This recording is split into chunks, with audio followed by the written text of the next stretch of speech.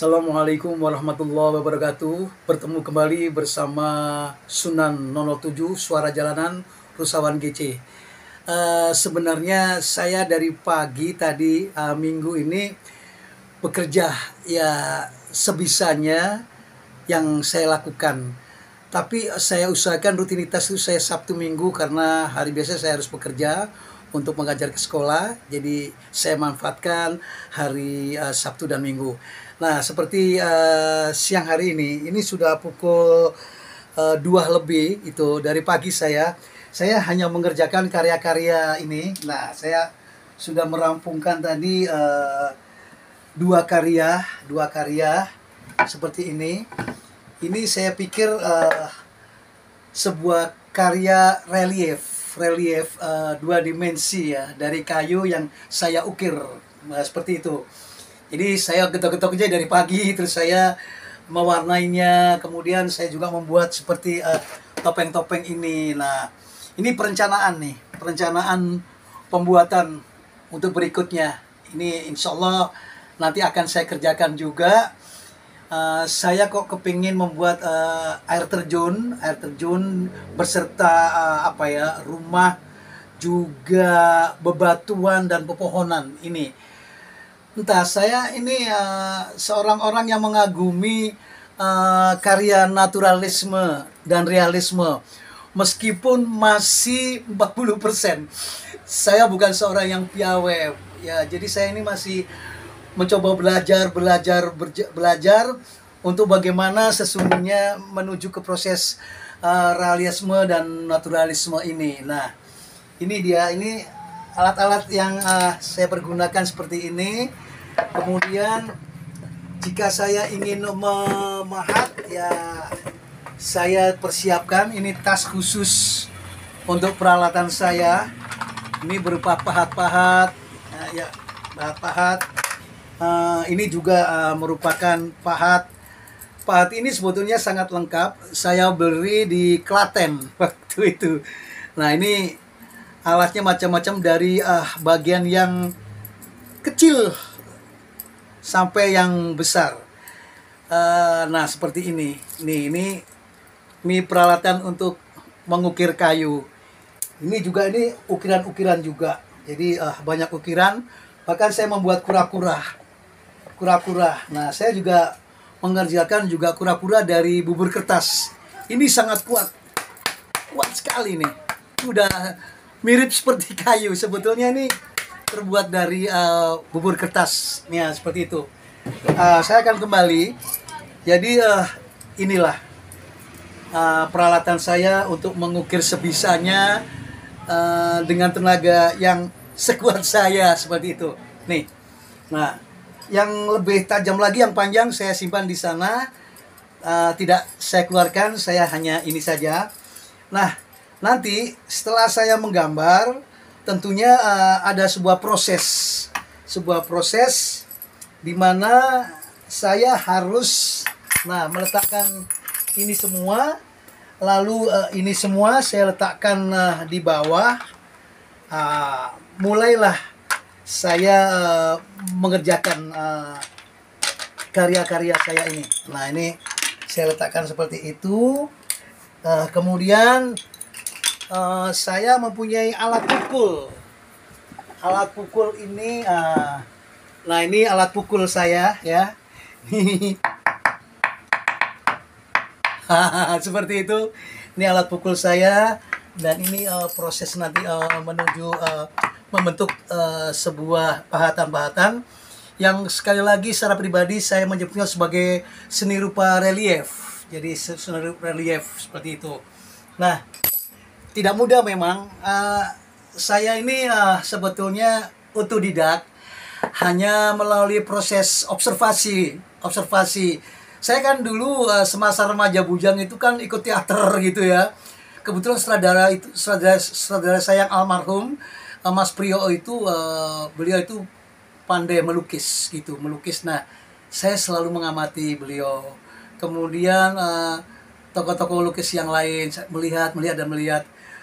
Juga yang mengukir juga melihat rasa saya ingin. Nah, kemudian saya mempraktekkan perlahan-lahan. Meskipun hasilnya belum maksimal, setidaknya saya sudah berbuat. Ada perasaan skeptis dalam hati saya, skeptis. Tapi ya itulah, saya harus berani mengikis secara perlahan. Skeptis itu harus jangan di gue gitu, jangan di gua, jangan di aku, jangan di saya. Jadi saya harus berani mengikis rasa skeptis. Makanya saya selalu menggambar.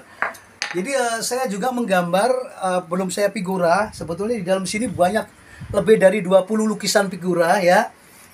Ini kalau dibongkar, ini ada lukisan di dalam ini. Salah satunya, waduh ini sangat susah didengar. Saya juga membuat topeng juga nih. Ini juga membuat topeng juga saya dari bubur kertas. Ini kalau dijatuhin juga tidak akan patah gitu. Nah, ini kan seperti itu. Sekali lagi, di sini tuh saya agak sulit ya mengambilnya. Saudara-saudaraku dari Sudan 07 ya, paling tidak beginilah. Ini figuranya kosong nih. Di dalam banyak nih lukisan-lukisan saya ya. Tapi nantilah berikutnya kalau nanti akan saya keluarkan karya-karya lukis saya yang jumlahnya lumayan banyak, yang belum saya figurai seperti ini.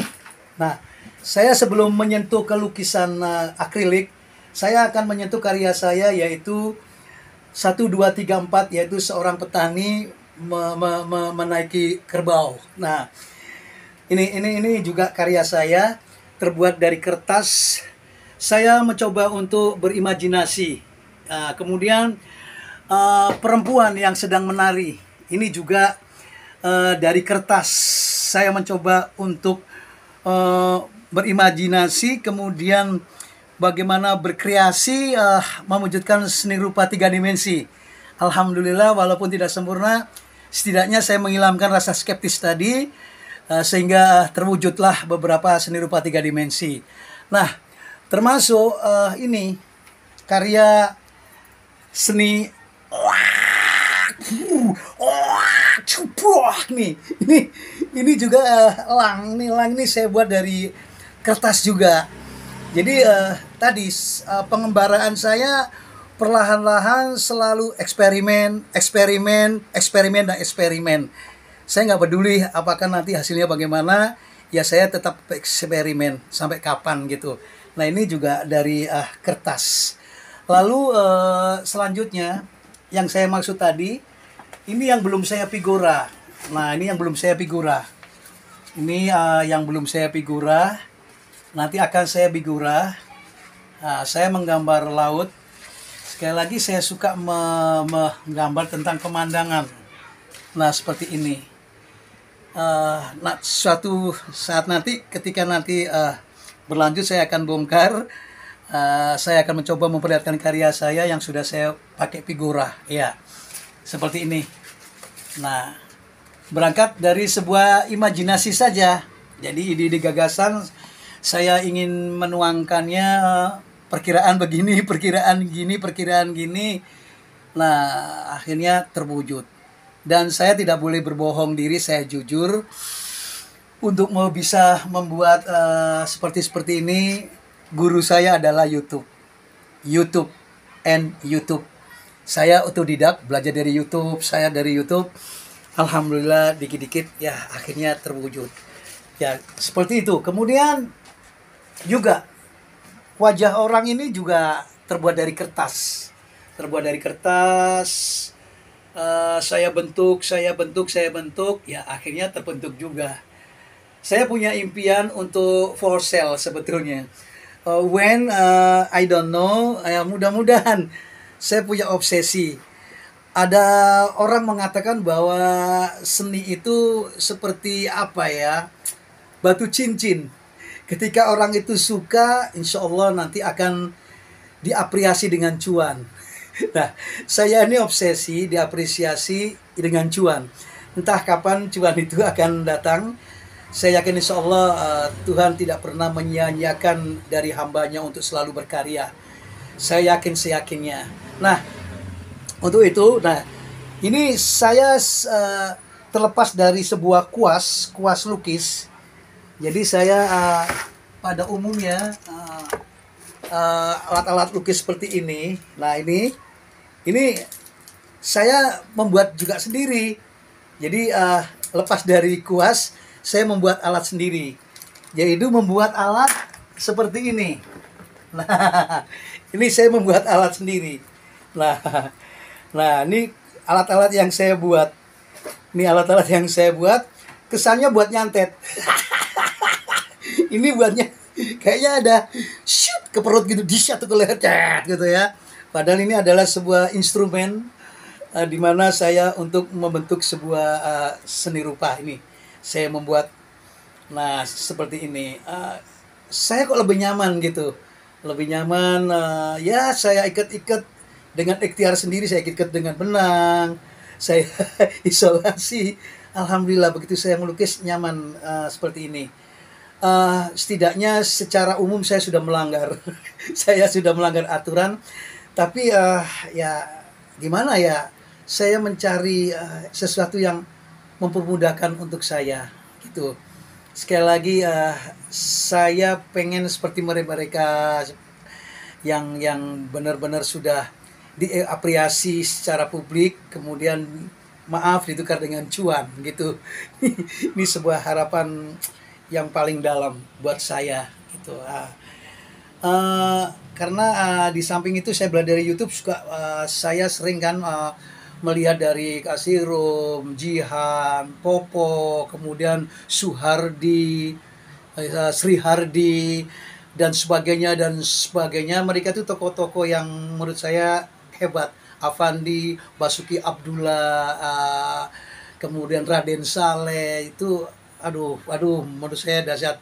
Picasso, jadi itu luar biasa. Dan seni rupa menurut saya itu kok alirannya banyak banget. Ada 17-an aliran seni rupa gitu. Jadi seni rupa itu dihadiahkan secara publik kemana saja. Kamu mau miliki yang kubisme, sudah ada film SpongeBob dianimasikan dengan seni rupa kotak. Kamu pengen yang silinder, kamu pengen yang trapesium, itu semua sudah disediakan oleh para pakar gitu. Sehingga ada yang mengatakan bahwa seni rupa itu berangkat dari sebuah titik dan garis, itu sangat-sangat benar. Jadi dikatakan bahwa seni rupa itu dari garis lurus, vertikal, horizontal, kemudian lingkaran, kemudian zigzag, kemudian lengkung, cembung, dan sebagainya. Saya pikir benar banget. Dan apalagi ada yang namanya titik. Itu semua adalah untuk mewujudkan sebuah bentuk yang diinginkan. Dan di Indonesia saya pikir keren-keren, dan bagaimana saya ingin belajar seperti beliau-beliau untuk membentuk sebuah rupa seperti itu. Nah, ini ya, jadi alat yang saya sederhana ini. Namun kemudian yang menjadi masalah memang bagi saya itu apa ya, manakala ketika buntu, ide-ide, gagasan buntu, apa ya gitu. Tapi teringat saya pada seorang orang seniman, saya pernah membuat konten ketika itu di daerah Cilandak atau daerah Pasar Mingguan lah, saya lupa ya, beberapa tahun lampau. Beliau mengatakan bahwa seniman tidak boleh berhenti.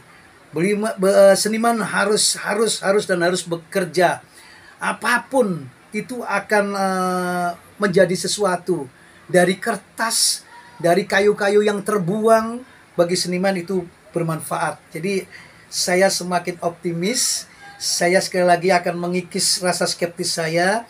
Saya teringat kata-kata beliau itu, seniman yang ada di Pasar Minggu atau Cilandak ya. Saya lupa. Nah, beliau mengatakan seperti itu. Bahkan ada pelukis yang pernah saya temui, yaitu Pak Damani. Pak Damani itu seorang seni rupa 3 dimensi membuat harimau. Wih, itu dahsyat banget, saya lihat dengan rangkaian-rangkaian besi yang dilekuk-lekuk pola harimau, kemudian dicat. Tiba-tiba saya tanya, dengan paling ujung pertanyaan saya ketika mau usai, harganya katanya 15 juta dan anaknya kuliah gitu. Menyewa sebuah semacam, ya saya katakan ruko juga bisa ya, atau kios yang bagus lah gitu. Jadi benar, terlepas dari siapapun, saya pernah mendengar bahwa seni rupa itu sangat mewah dan eksklusif. Saya tidak hendak mencoba untuk menggurui, tapi ini berdasarkan apa yang saya dengar, apa yang saya lihat. Bagaimana tidak mewah? Seni rupa itu harganya 1 triliun, 1 miliar. Dan itu bagi orang-orang yang tajir, yang mempunyai itu harga yang murah gitu. Jadi sekali lagi seni rupa itu mewah bagi saya. Nah, kebutuhan seni ini untuk siapa? Mudah-mudahan kalau saya salah diluruskan. Kebutuhan seni rupa ini biasanya kalangan kelas menengah atas gitu. Jadi mereka ini kalau memberikan membeli seni rupa itu bermanfaat sekali. Bermanfaat, diopeni, dirawat secara serius karena punya asisten rumah tangga. Piano ya itu sebagai seni rupa musik dirawat dengan baik. Seni rupa yang dibeli semacam seni Bali atau natural atau kontemporer dan abstrak dilap dengan baik itu. Dan itu harganya luar biasa. Paling minim 350.000 itu harga murah. Nah, kembali saya agak tele-tele sebenarnya. Sekali lagi seni rupa itu mewah sekali. Nah, orang-orang kelas bawah sebenarnya nggak penting. Yang namanya seni rupa tidak penting. Orang bawah itu seni rupanya itu ya yang gratis-gratis saja gitu. Ya nonton lenong di panggung, nonton musik dangdut, berjoget, nonton lenong, topeng monyet gitu, nonton jarang kepong, ada kudang lumping. Mereka yang gratis saja. Jadi saya berani mengatakan bahwa secara umum lapisan bawah itu adalah mengapresiasi secara gratis tapi mengerti seni loh, ini loh seni gratis, tapi tidak mengerti unsur apa, aliran apa. Misalkan lenong itu adalah unsur teater, ya kan? Terus kuda lumping teater, ya kan? Topeng monyet itu teater, dan semua yang ditonton adalah teater. Lalu terlepas dari ini saya putus kembali, seni rupa lukis ini saya pikir agak salah juga sih kalau mengatakan, karena sifatnya sangat eksklusif. Seni rupa ini kan digelar, dipamerkan. Juga kalau ditonton saya pikir merupakan teater juga. Tapi ini statis gitu. Dia tidak bergerak. Jadi para hadirin, orang-orang pejabat, orang-orang kaya pengusaha datang untuk melihat lukisan. Kalau ada yang pas ya akan dibeli. Nah, saya pikir itu sebuah teater pergelaran juga. Hanya saja saya ulang, seni rupa seperti ini adalah statis. Itu bedanya. Lain dengan seni rupa yang di TV atau di film, walaupun animasi atau wujud keberadaan sesungguhnya itu saya pikir dinamis. Itu bedanya. Nah, seperti itu. Nah, jadi seperti itu. Saya belajar waktu kali pertama membuat ini seperti ini juga gagal ini. Ini gagal. Jadi saya membuat dari kertas, ingin membuat ya manusia yang bisa terbang lah. Semacam setengah dewa gitu dalam cerita mitos gitu. Saya gagal ya, tapi saya tidak boleh berhenti sampai di sini. Saya terus pengembangannya. Akhirnya, alhamdulillah paling tidak sudah ada bentuk. Sudah ada bentuk. Kan jauh antara ini dengan ini. Saya pikir penilaian pribadi agak jauh. Ini jadi kalau orang mau terus menggosok cincin yang dimiliki, insya Allah cincin itu akan menjadi kilap dan akan bercahaya. Begitu dengan seni rupa yang saya proses ini, mudah-mudahan nanti ada hasil gitu. Itu aja. Mudah-mudahan harapan saya sampai. Jadi jangan putus putus asa ya. Saudara Sunan 007. Jadi optimis, optimis, optimis, memandang ke depan lebih baik dan yang lebih baik. Terus sebagai motivasi, saya punya kenalan walaupun tidak akrab. Beliau ini seorang pelukis yang sudah terkenal. Toh walaupun tidak sempurna, top markotop lukisannya, top markotop serius. Kalau orang tidak tahu, beliau itu adalah orang yang bagaimana gitu. Seyogyanya beliau orang yang cerdas, rumahnya bagus, karyanya banyak, sudah hadir di televisi, bahkan di tim itu beliau itu ya sudah kondang ya, seperti itu. Jadi saya semakin semangat melihat sebagian orang-orang yang dipilih Allah. Ini loh Kaji, dia nggak punya jari-jari, dia nggak punya lengan tangan gitu, tapi sama Allah itu bisa melukis lewat kaki gitu ya, seperti itu, lewat dua apitan lengan, jadi seperti itu. Apalagi saya yang semurma ini, insya Allah saya akan selalu belajar dan dengan sangat-sangat serius. Saya mohon doa dari saudara-saudaraku Sunan 007, tolong didoakan. Harapan saya ini bisa mencapai sebuah karya, dan nantinya entah akan saya bawa kemana. Saya punya obsesi, nanti akan saya bawa ke suatu tempat. Insya Allah Allah mengizinkan saya berangkat. Saya akan berada dengan realita yang ada gitu ya. Yang pahit itu bisa menjadi manis, yang manis bisa menjadi pahit gitu. Jadi ya pewarnaan aja, tinggal kita menyikapi dan menyiasati bagaimana. Oke ya, saya pikir obrolan saya dari Rusawan GC sekian saja. Nanti insya Allah nanti kalau pertemuan lagi saya akan tampilkan lukisan-lukisan yang lain. Oke, jangan lupa like, subscribe-nya Sunan 007 bersama Rusawan GC. Assalamualaikum warahmatullahi wabarakatuh.